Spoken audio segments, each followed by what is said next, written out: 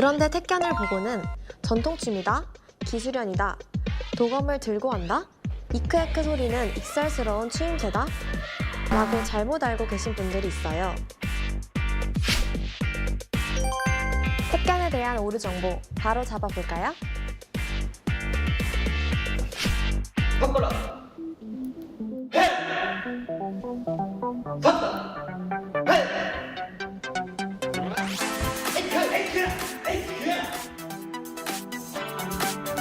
택견은 부드러운 동작으로 순간적으로 상대방을 압도하는 한국의 전통 무예이자 민속 경기예요. 도검 같은 도구는 쓰지 않는 맨손 무예입니다.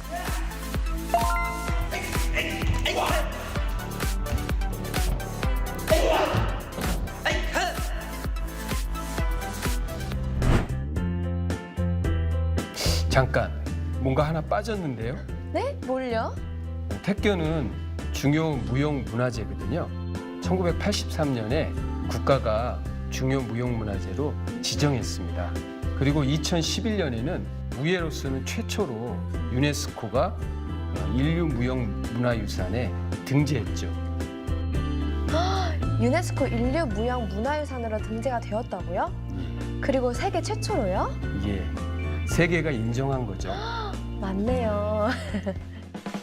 우리 고유의 전통 무예이자 세계가 인정한 문화재인 택견.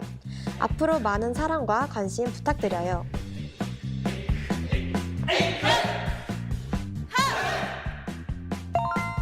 한국 바로 알리기에 함께 해주세요.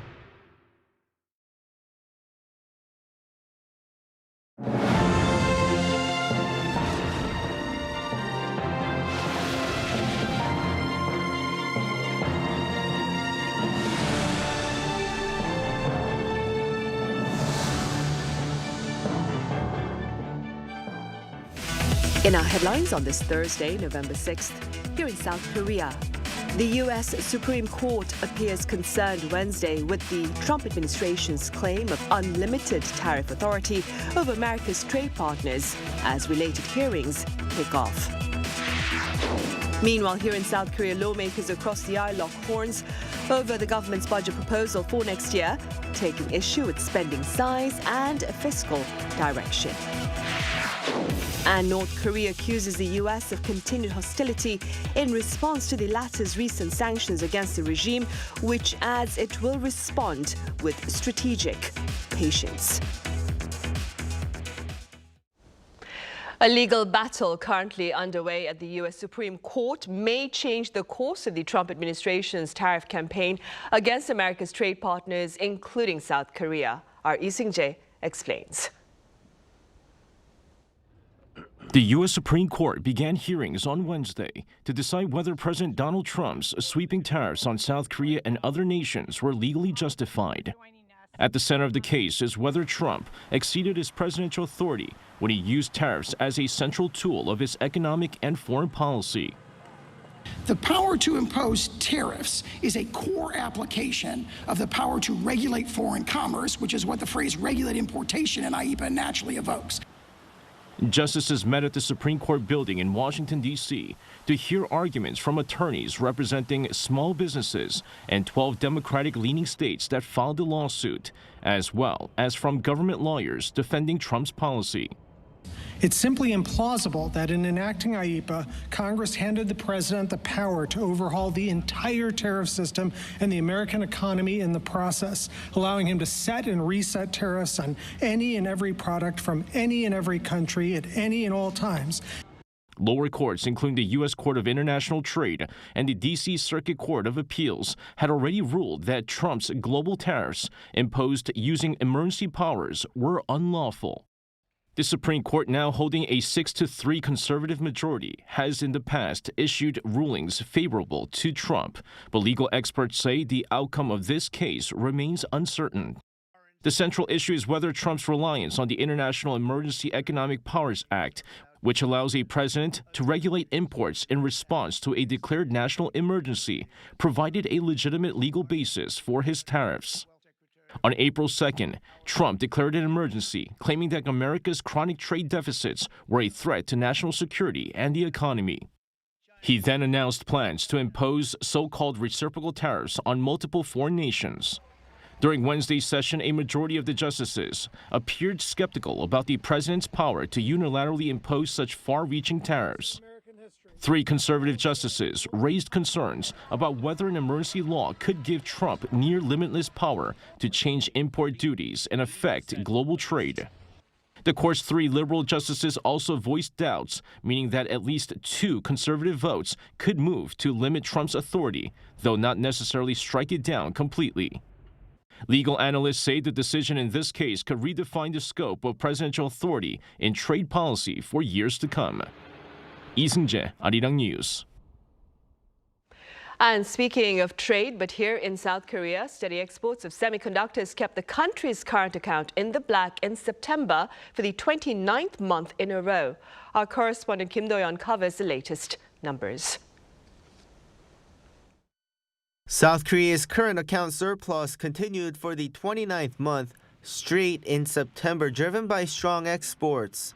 The Bank of Korea announced Thursday that the preliminary current account surplus registered for the month stood at $13.47 billion, the largest for any previous September.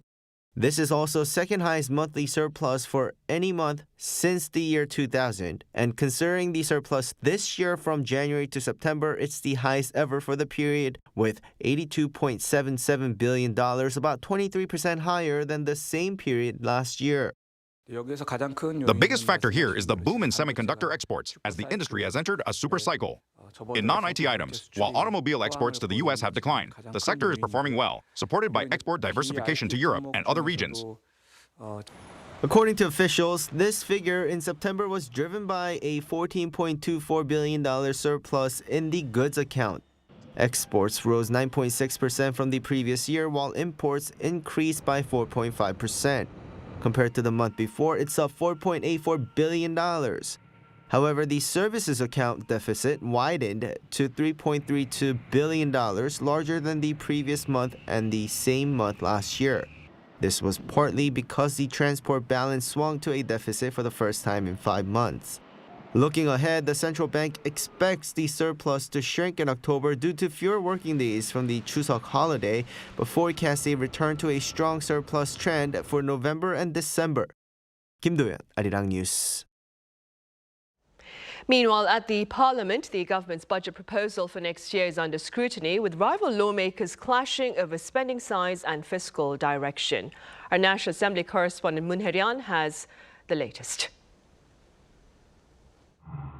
Ruling and opposition lawmakers held a comprehensive policy inquiry into South Korea's largest ever budget proposal on Thursday, sparring over its overall scale and spending priorities. Prime Minister Kim Woosung and Finance Minister Koo Yoon-chol opened the session with remarks outlining the government's position on the 728 trillion won budget for 2026.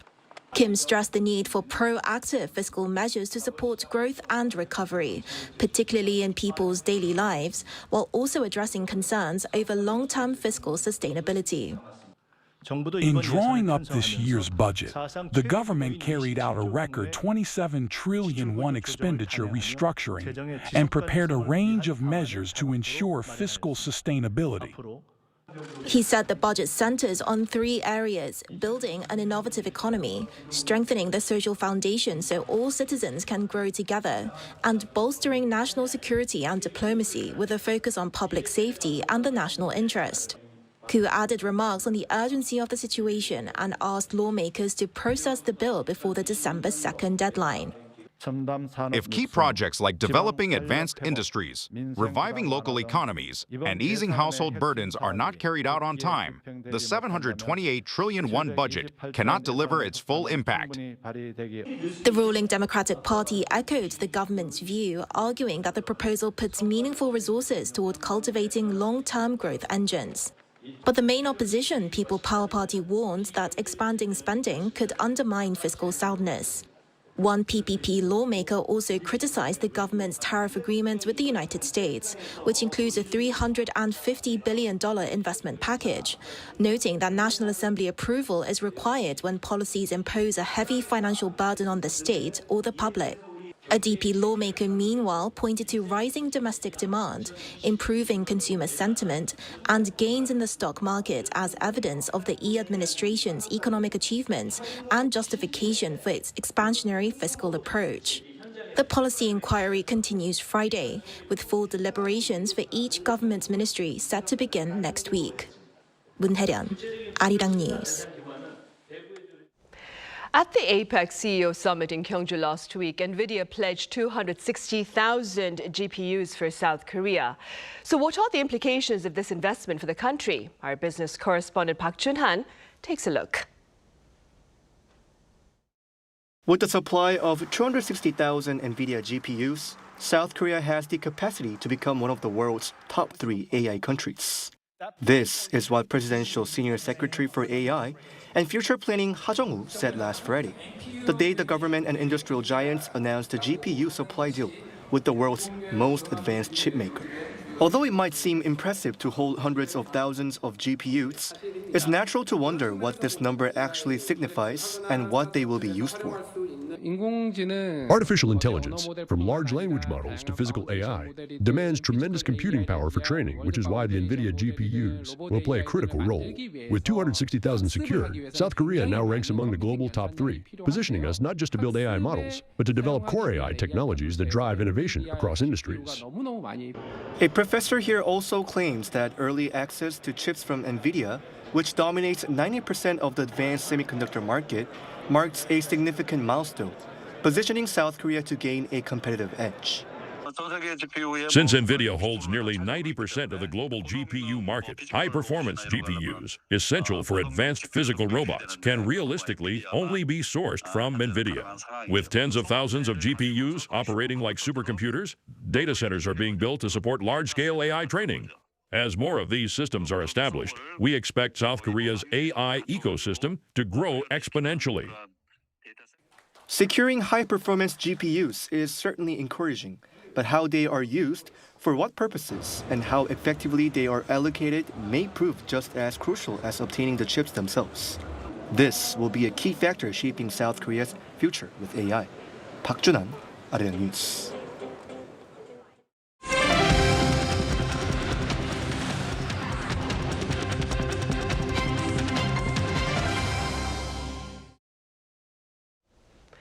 North Korea has accused the U.S. of unrelenting hostility in light of the latter's most recent sanctions against the regime. Our An Sung-jin reports. North Korea said it will respond with strategic patience to what it calls Washington's unchanged hostility following the recent sanctions. According to its state media Korean Central News Agency on Thursday, Kim Woosung, Vice Minister of Foreign Affairs in charge of U.S. affairs, issued a statement that reiterated Pyongyang's position against what it called the deep-rooted hostility toward our state from the current U.S. administration. Kim added that the latest round of sanctions is the fifth unilateral sanctions package since the Trump administration took office, and denounced the U.S. for asserting pressure and coercion, which will have no impact on the North's position toward Washington. This comes as the U.S. Treasury Department announced this week new sanctions on individuals and institutions allegedly involved in laundering illicit funds from cybercrime operations to fund the North's weapons program. The State Department had also stated that it plans to pursue UN sanctions against foreign ships accused of helping transport North Korean coal and iron ore exports to China. Despite Trump's interest in reviving talks with Kim Jong-un, as the sanctions continue, Pyongyang's choice of strategic patience may suggest a sharp rhetoric and a renewed hardline approach. On the U.S. perspective, analysts say that the latest sanctions may signal stronger pressure on the regime after U.S.-North Korea talks failed to materialize during Trump's recent visit to Asia. An Sung-jin, Arirang News. Staying on the international front, the U.S. launched an intercontinental ballistic missile back on Wednesday, while on the same day, Russia looked to its prospects of resuming nuclear weapons testing. Our defense correspondent Kim Woosung has details. Just 6 days after President Donald Trump urged the U.S. military to restart nuclear weapons testing, the U.S. on Wednesday fired a Minuteman III intercontinental ballistic missile. According to the Air Force Global Strike Command, the unarmed nuclear-capable missile was launched from Vandenberg Space Force Base in California. The rocket traveled around 6,860 kilometers, landing near the Ronald Reagan Ballistic Missile Defense Test Site in the Marshall Islands.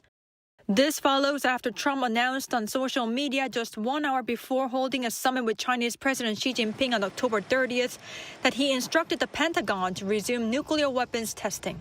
He did, however, hint at working on a joint denuclearization plan with Russia and China. We did our nuclear, we're the #1 nuclear power, which I hate to admit because it's so horrible. We're maybe working on a plan to denuclearize the three of us, so we'll see if that works. His remarks came during a Miami business forum and amid growing concerns about nuclear proliferation and strategic competition between the world's leading powers. No specific plan or details came out from the White House regarding his comments, though. Meanwhile, responding to the U.S., Russian President Vladimir Putin on the same day on Wednesday ordered his top officials to submit proposals on possible nuclear weapons testing. In a televised meeting with his Security Council, he said Moscow had always strictly adhered to the obligations not to do any tests, but it would do so if any other nuclear power had started. Russia has always strictly adhered to its obligations under the Comprehensive Nuclear Test Ban Treaty, and we have no plans to withdraw from it. At the same time, as I stated in my address to the Federal Assembly, in 2023, should the United States or other treaty signatories conduct such tests, Russia would be compelled to take appropriate reciprocal measures. Russian Defense Minister told Putin that Washington's recent remarks clearly demonstrate active buildup of strategic offensive weapons, with the chief of the General Staff adding Russia should respond effectively to such actions. To this, Putin asked all the ministries and relevant agencies to do everything necessary to collect additional information on this issue, analyze it, and draft proposals. Kim Woosung, Arirang News. Back on the local front, South Korea's #1 beauty firm by market capitalization, APR, the owner of Medicube, has recorded its highest ever quarterly performance. The firm's consolidated sales for the third quarter hit 385.9 billion won, or some $267 million, up over 120% on year. Operating profits soared by over 252% on year to stand at over 96 billion won. The stellar performance was driven by a phenomenal surge in overseas sales, which now account for 80% of the company's total revenue. In fact, despite the presence of tariffs, sales to the U.S. market skyrocketed 280%. In other news, the Environment Ministry has updated its target goal for South Korea's greenhouse gas reduction. During a public hearing at the Parliament on this Thursday, the ministry proposed cutting emissions by either 50 to 60% or 53 to 60% compared to 2018 levels by 2035, a significant shift from the current target of a 40% reduction by 2030. The final decision will be made by the Presidential Commission on Carbon Neutrality and Green Growth and the Cabinet next week, before submission to the UN the following week. Under the Paris Agreement, all signatory nations are required to establish and submit updated targets every 5 years. Curtains have gone down on this year's APEC Forum in Gyeongju, but the historic city is maintaining its efforts to engage foreign visitors to the beauty of Korea's heritage. Our Cha Yun-kyung has a glimpse. This is Ohan House, an exhibition space located in the K-Business Square at the Gyeongju Expo Grand Park. Here, visitors can experience 5 elements of traditional Korean culture: Hansik, or Korean cuisine; Hangul, the Korean alphabet; Hanji, traditional paper; Hanbok, clothing; and Hanok, a traditional house. Forum visitors can use AI to draw Korean traditional paintings or practice writing their English names in Hangul. Although Korean culture may feel unfamiliar to them, it is perceived as something as innovative and refreshing as cutting-edge technology. Yeah, it gave us an idea that how Korea has, or what are the different 5 pillars of the Korean culture. So, very nice. Very happy to be here. They can practice traditional calligraphy and enjoy pansori, or Korean folk music performances. These unique Korean cultural experiences provided a refreshing break from their hectic schedules and allowed them to relax. Captivated by the charm of Korean traditions, foreign visitors went to Gyeongju's Gyochon Hanok village. There, they explored tiled roof houses lined with stone walls, experiencing the essence of Korean heritage. It's very traditional, but also incredibly beautiful. I think for me, I really enjoyed the food is amazing and very varied. Also, I think the people here are very friendly and welcoming. The Ohan House will reopen from November 10th until the 23rd after a revision, welcoming visitors every day from 9 a.m. until 6 p.m. Cha Yun-kyung, Arirang News. And Arirang TV's video journalist Kim Woosung received the award for news at the 2025 Hinzpeter Awards here in Seoul on Wednesday for his report Midnight Martial Law. Now, he accepted the award on behalf of 48 fellow journalists for covering the tense events at the National Assembly after former President Yoon Suk-yeol's martial law declaration in December. Established in 2021, the Hinzpeter Awards commemorate German journalist Wilhelm Hinzpeter, who broke the story of the Gwangju movement in May 1980.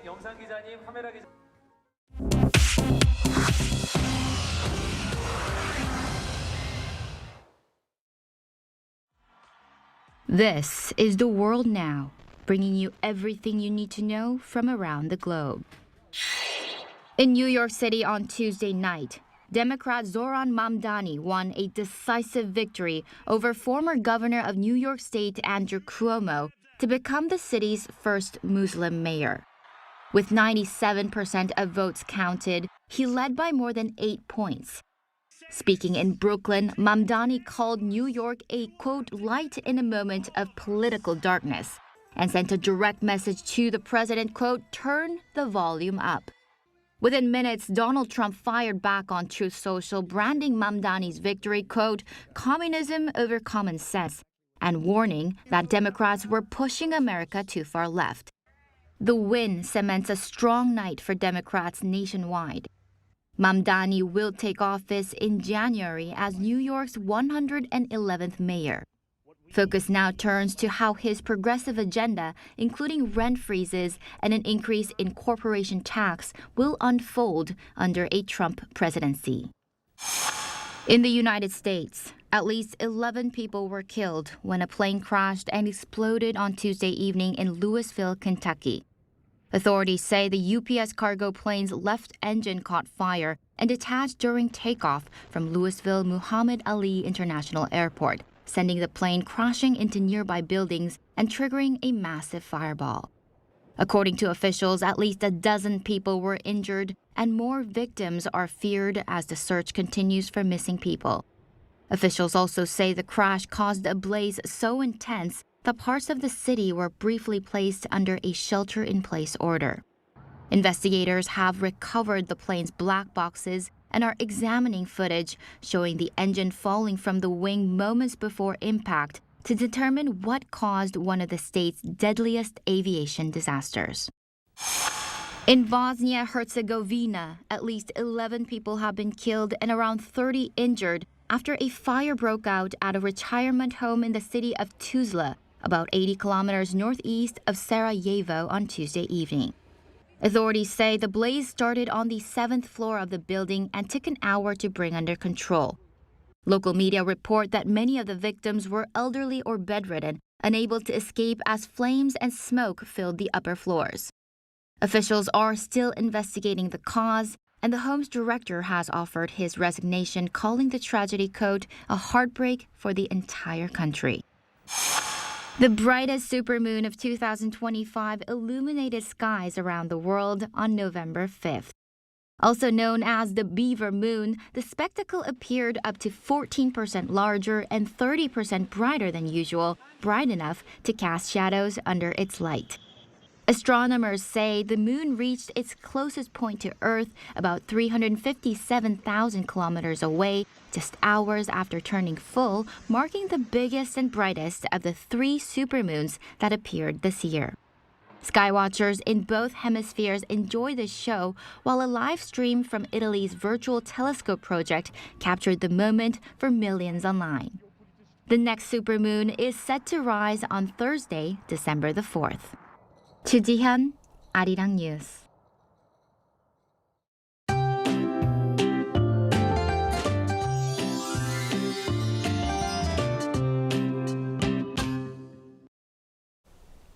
As the clear and chilly late autumn weather continues, uninvited ultrafine dust is expected to fill the air overnight.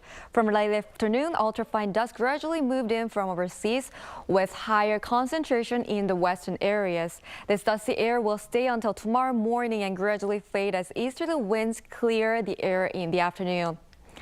The daily temperature range continues to be wide today, in particular as daytime temperatures far exceeded the previous year's levels. The daily temperature difference from the morning has widened to more than 10 degrees Celsius in Seoul. Temperature swings will appear across the country for the time being. Seoul will start off at 9 degrees tomorrow morning, Daegu and Gyeongju at 8 degrees. Daily highs will rise up to 20 degrees in Seoul and Daejeon, 22 degrees in Jeju. More rain is forecast from Friday to Sunday across the country. That's all for Korea. Here are the weather conditions around the world.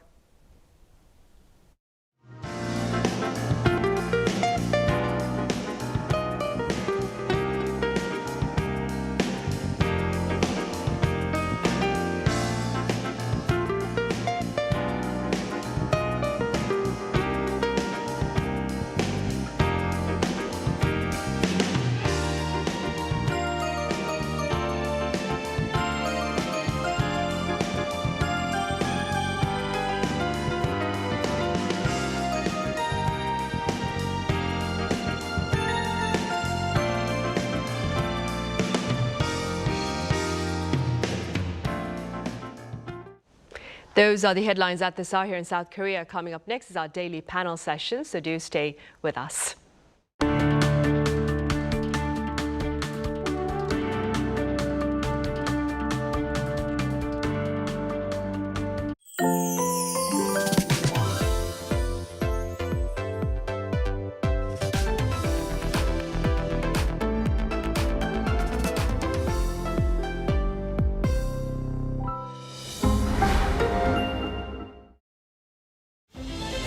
Korea, a globally recognized sports powerhouse. Behind the dazzling achievements, there's always an invisible force at work. With sophisticated materials, cutting-edge equipment, and innovative technological solutions, SMEs in the K-sports industry play a vital role in bolstering Korea's status as a sports powerhouse. By integrating AI technology, they unlock athletes' potential and enhance performance, elevating the sports environment to the next level and opening new markets in the sports industry. Their innovative technology and bold challenges drive the growth of Korea's sports industry, creating a better world through sports. The innovation of these SMEs never stops. A systematic partnership support program is implemented to discover promising sports SMEs, provide technical validation and R&D support to enhance competitiveness, and strengthen the foundation for overseas expansion. At Tokyo Sportech 2025, the technological prowess of Korean companies was recognized. The Ministry of Culture, Sports and Tourism, and the Korea Sports Promotion Foundation supported K-sports companies with product promotion and business consultations with global buyers, demonstrating product quality and market potential, and confirming the possibility of expanding into the global market. 저희는 ICT 강국으로서 바이어나 사용자들한테 신기술을 접목한 생활 스포츠 기회를 실질적으로 확대할 수 있는 그 기회를 제공하는데 많은 도움이 될 수 있으리라고 확신을 합니다. 이제 스포츠도 K죠. K 스포츠는 이겁니다. The joy for all, created by the power of K-sports. Experience the future of the new sports industry through the innovation and technology of the Korean sports industry.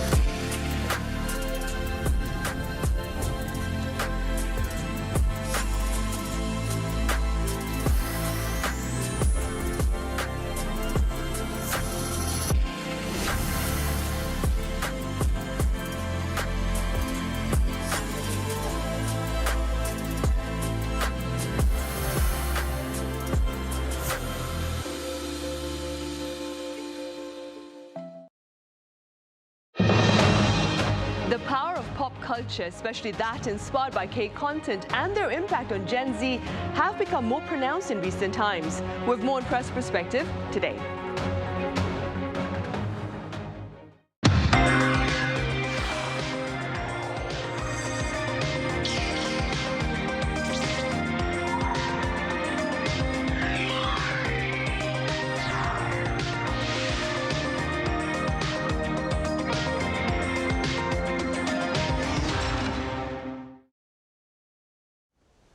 Hello and welcome to Press Perspective. It's Thursday, November 6th here in Seoul. I'm Min Sun-hee.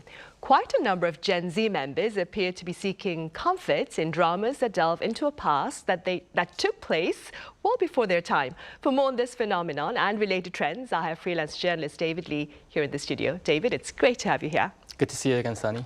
I also have freelance journalist Rafael Rashid with us. Rafael, welcome back. Thank you for having me.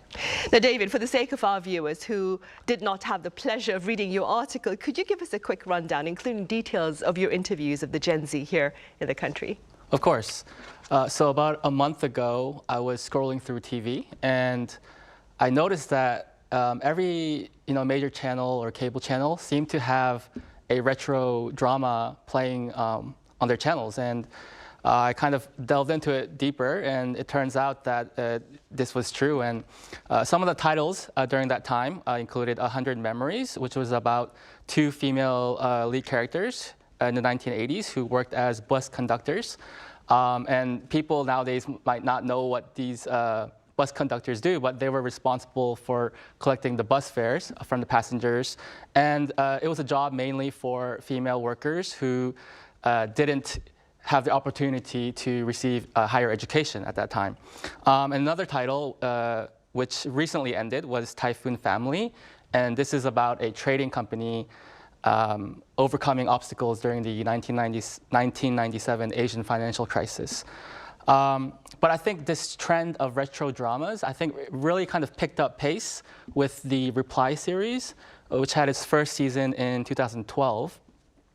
And it's about these high schoolers and college students who lived in Seoul during the 1980s and 1990s when, and really kind of took a deep dive into how life was back then. So, and I think there are several factors that contribute to this trend. And I think one, it's that the age of the directors and writers of these K-dramas, who are usually in their 30s and 40s nowadays, they had their childhood in the 80s and 90s. So it's kind of become natural for them to write about their core memories.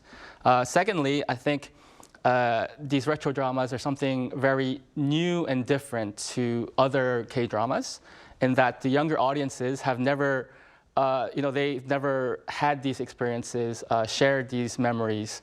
And it's because, South Korean society just changed so drastically, I should say, over the past few decades. And we call it the miracle on the Han River, where South Korea became one of the poorest countries in the world after the Korean War to becoming one of the richest and most developed countries now.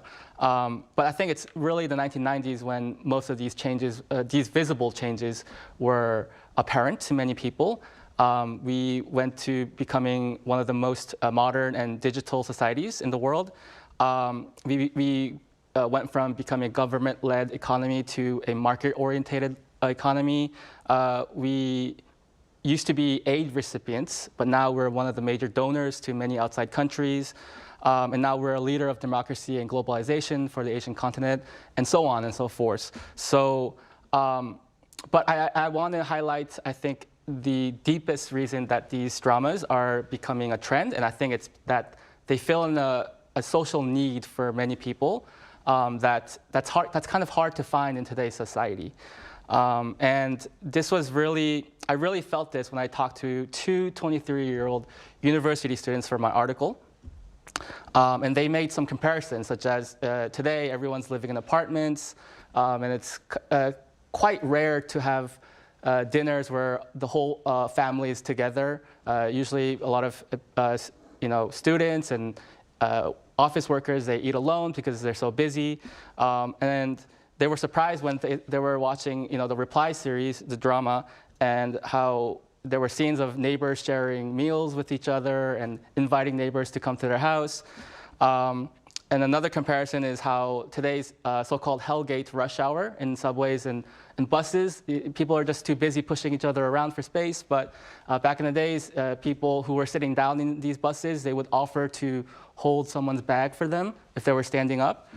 So things like this, and I think that's the reason why an interviewer told me that he thinks that his generation is characterized by a certain amount of coldness, where it's more individualistic and where their closest companions are smartphones. And this really plays a contrast to how during the 1997 Asian financial crisis, the whole Korean society were participating in a gold collecting campaign where people literally offered their personal gold to society so that they could help repay the government's debt to the International Monetary Fund. So I think these are some of the outlying trends that make these retro dramas popular today. Right. So as David just said, Raphael, the Gen Z, they're finding comforts in a past they did not experience. What do you believe perhaps are the deeper generational anxieties, if you will, that seems to be driving this sense of nostalgia?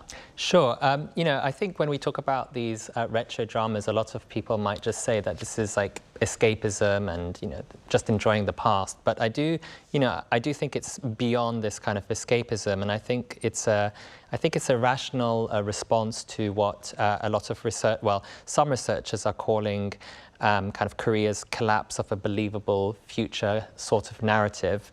So essentially, it's this kind of fundamental anxiety driving this nostalgia, which is things like economic immobility, crystallizing into what feels like a kind of hereditary caste system. We see Korean Gen Z facing this kind of unprecedented trap, the highest university enrollment rates among OECD countries, paired with severe youth unemployment at the moment. Again, maybe nearly 75% of high school graduates attend university, and yet a lot of young people struggle to find jobs these days. We've seen time and time again, at least over the past 5 or 10 years, this so-called spoon theory, categorizing themselves as gold spoons, silver spoons, or even dirt spoons, based on this inherited wealth, because they perceive this social mobility that was sort of promised to them as basically being impossible. We see research that does show that Gen Zs these days have the lowest rates of happiness, highest levels of stress among different, any generation. Life satisfaction is kind of down among many domains. So I think we're seeing this kind of generation that has been sold a promise of maybe meritocracy, but in reality, when it comes to it, and they do try and put their efforts and believe that they can go up the ladder, it might not be that case. And the dream of changing oneself or changing society, if you put effort into it, kind of that dream seems to have vanished for many people. So I think these eras that David has been, recollecting, young people will be romanticizing them, be it the 1970s, 80s, or even the 90s. But I believe that these are kind of the last periods when this upward mobility might have been possible. So I think definitely there is some of that. It would seem that this kind of nostalgia allows them to acknowledge, the present inadequacy without necessarily requiring kind of political demands. They're kind of passively watching it instead of asking for systematic changes per se. So when we look at all of these different types of, looking back at the past, whether it's through music or analog experiences, I do feel they're kind of performing some sort of subtle resistance, I guess, against society. And these things, I guess, they are doing so by essentially retreating to an imagined past that maybe they might yearn for. And I think that tells a lot about the way they look at the future.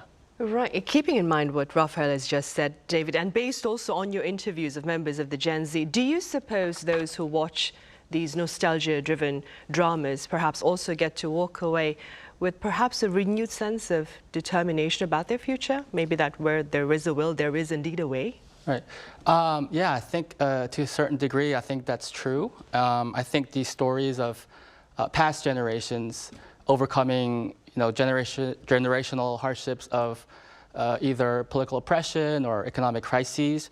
I think, and also talking about the warmth of families and communities, I think it brings a breath of fresh air for younger audiences, who may be dealing with today's unemployment problem or loneliness in Seoul. But I think that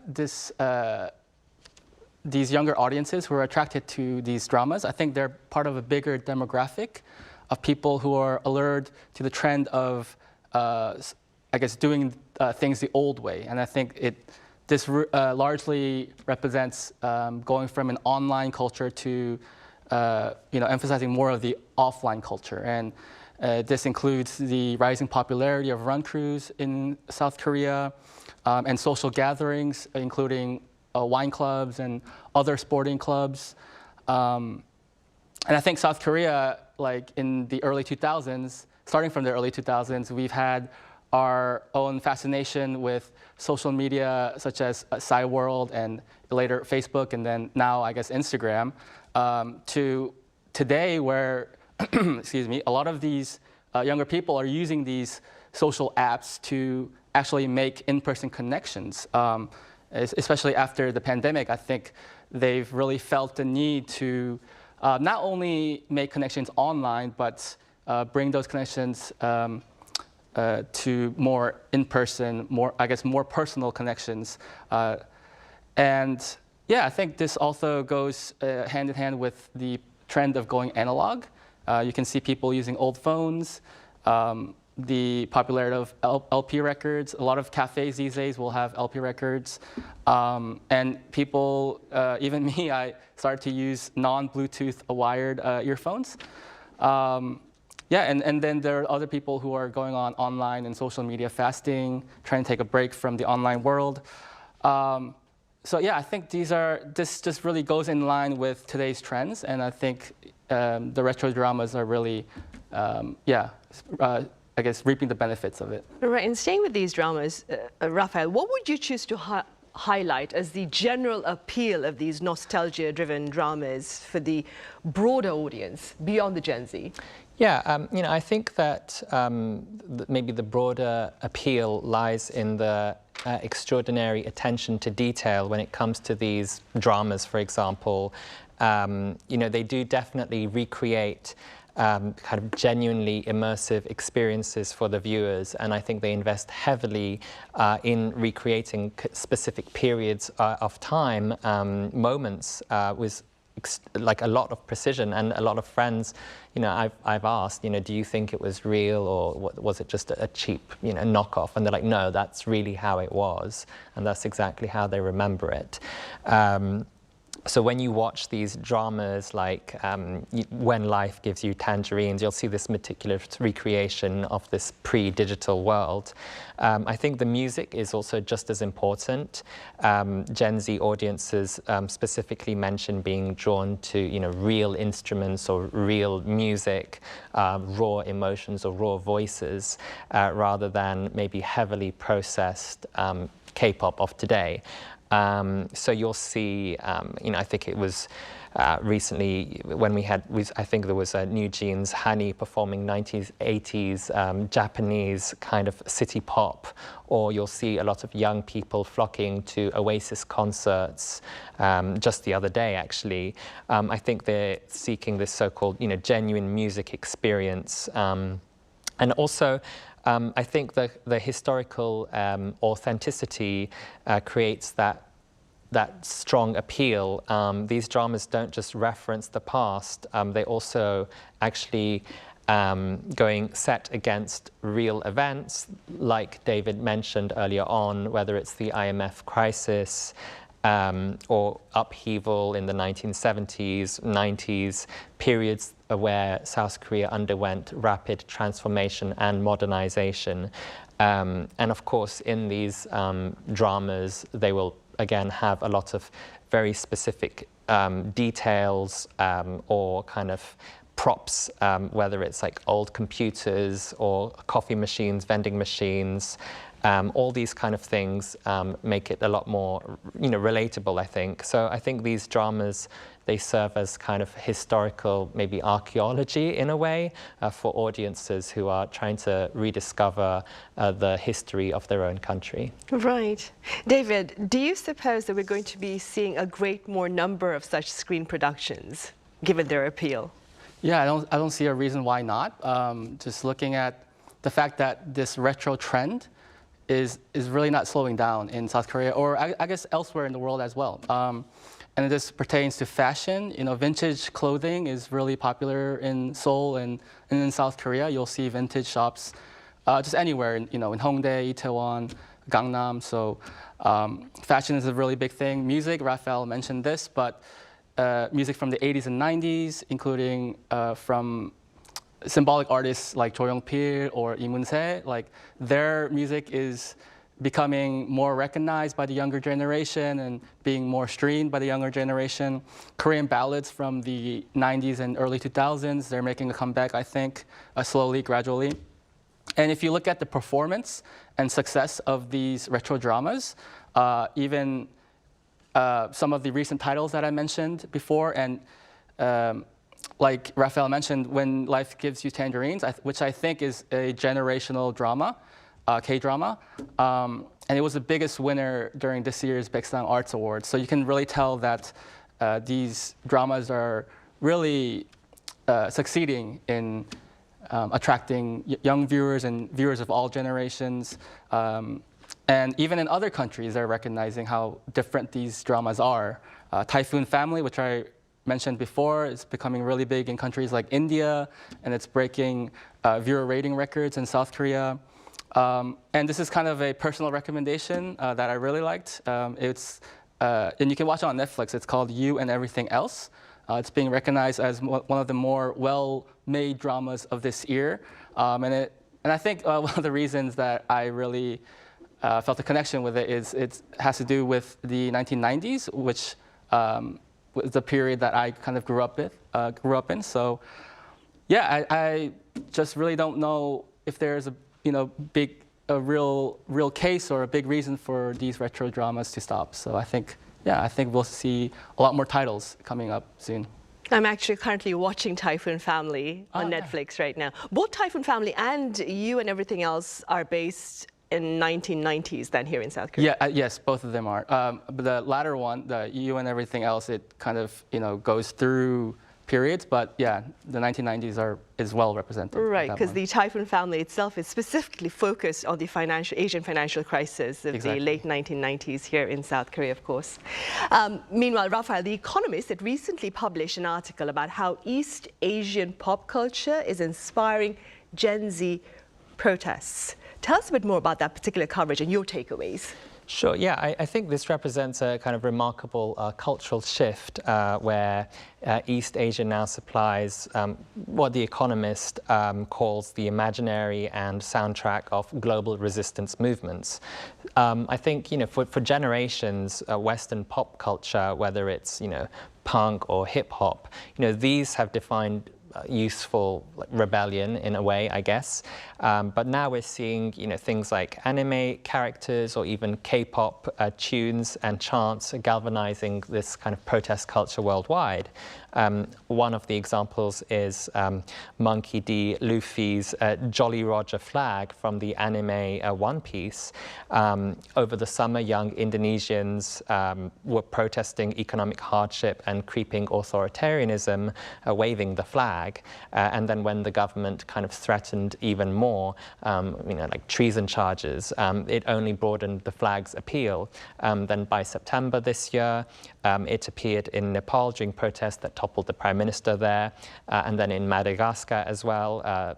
We also saw this flag being used, and it's also been spotted in different places, be it the Philippines, Peru, I think Morocco as well. And then beyond anime, of course, we can't ignore K-pop.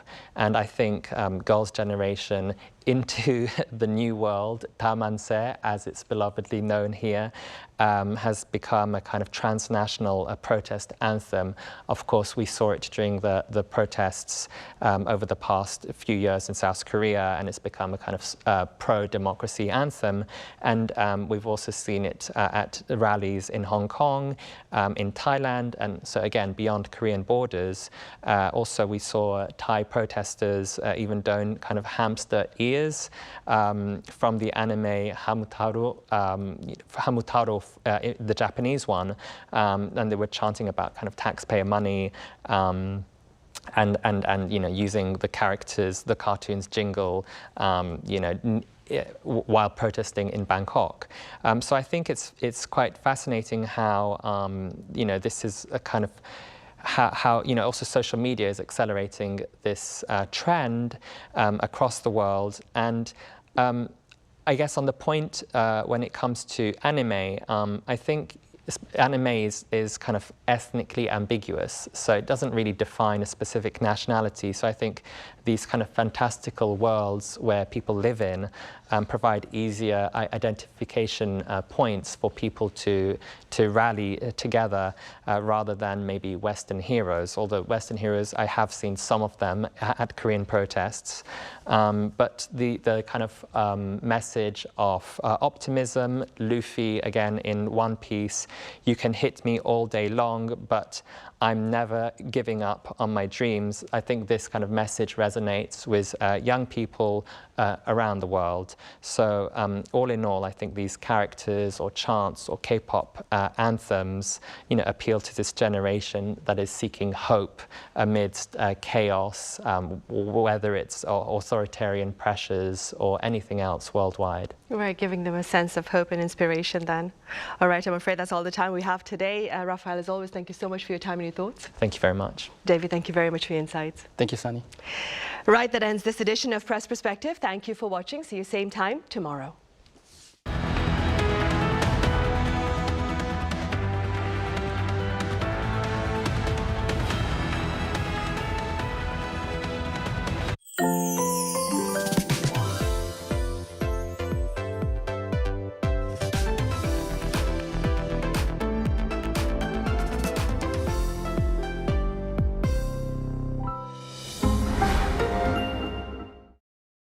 필라테스 기구는 전 세계에 4가지 기구가 있습니다. 캐딜락, 리포머, 배럴, 체어. 거기에서 할 수 있는 동작이 대략 한 2~3천 개가 되는데 추가적으로 발레 운동, 그다음에 피트니스, 그다음에 요가, 그다음에 TRX, 매달리는 거, 근력 운동이 모두 다 이 제품으로 가능합니다. 이거 하나로요? 맞습니다.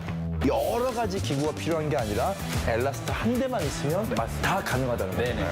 정말 끝판왕.